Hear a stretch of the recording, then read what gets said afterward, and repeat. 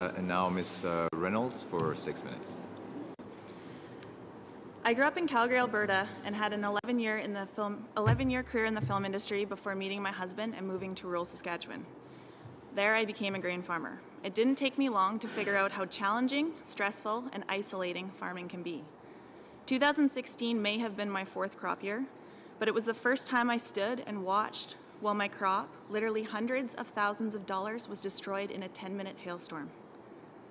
It was also the first time in my life that I felt like a complete failure. A failure as a farmer, a failure as a spouse, and a failure as a provider for my family. It was the first time, and sadly not the last, that I felt my only worth to my family was in my life insurance policy. I would love to sit here in front of you all today and say that things are better, to say that I'm the only one in Canadian agriculture who has ever felt this way, but to do so would be a lie. We are now struggling with our 3rd year in a row. Weather extremes that sabotage our ability to grow the bushels we need to make a profit, commodity prices that do not come close to covering our expenses, and transportation issues that inhibit our ability to pay our bills on time. I no longer know what it feels like to live without stress, and my husband now struggles with anxiety triggered by the stress of trying to farm and make ends meet, an anxiety that I have watched bring him sobbing to his knees.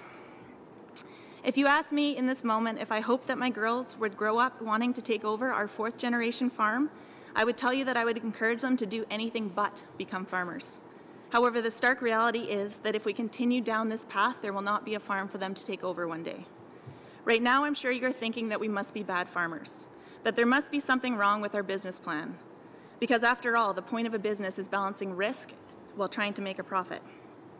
Do you know that grain farmers in Canada have the 2nd highest cost of inputs? That means our seed treatment, our fertilizer, and the chemicals we need to grow our crops.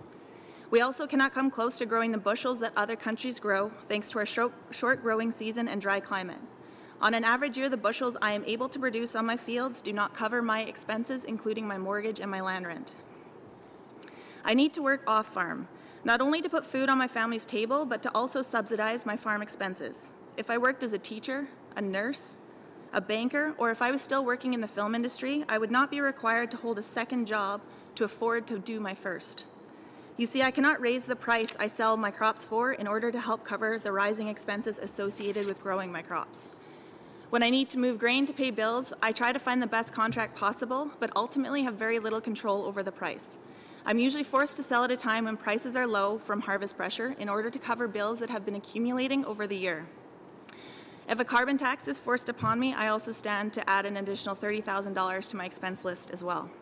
In February, I sat in a room full of 400 producers. We were tasked with standing up when a question asked applied to us. The first question was, have you ever lost a family member or friend to suicide? 90% of the room stood up, and that broke my heart. Farmers, not only in Canada but globally, are struggling. We're struggling with high levels of stress, anxiety, and depression.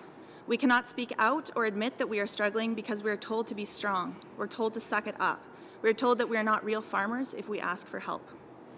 If we seek treatment, we might be turned down for life insurance policies or watch our premiums skyrocket. Life insurance companies classify us as higher risk when taking care of ourselves and seeking help. We run on 3 to 5 hours of sleep during the busy seasons like seeding and harvest and go for weeks without seeing much of our families and children. We spend 15 hours plus a day in equipment cabs by ourselves. In isolation, we are running the numbers, worrying about our bills and getting further into our own heads. Sometimes we have our children with us as well, where we have to juggle farming because we don't have access to childcare. Often we are also volunteers in our communities as first responders who deal with being on scene for accidents and the deaths of our friends and community members. This summer, a friend posted that a farmer in her community had just died from suicide. I did not know the person, but I broke down sobbing at my kitchen table.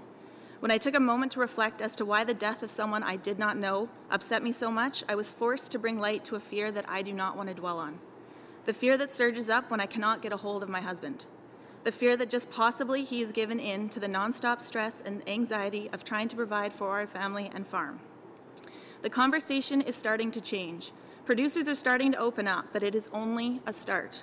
The stigma surrounding mental health in agriculture is still strong. We need support from each other. We need support from our communities, services from our healthcare systems, And most importantly, we need to be able to afford to farm without having to work off the farm.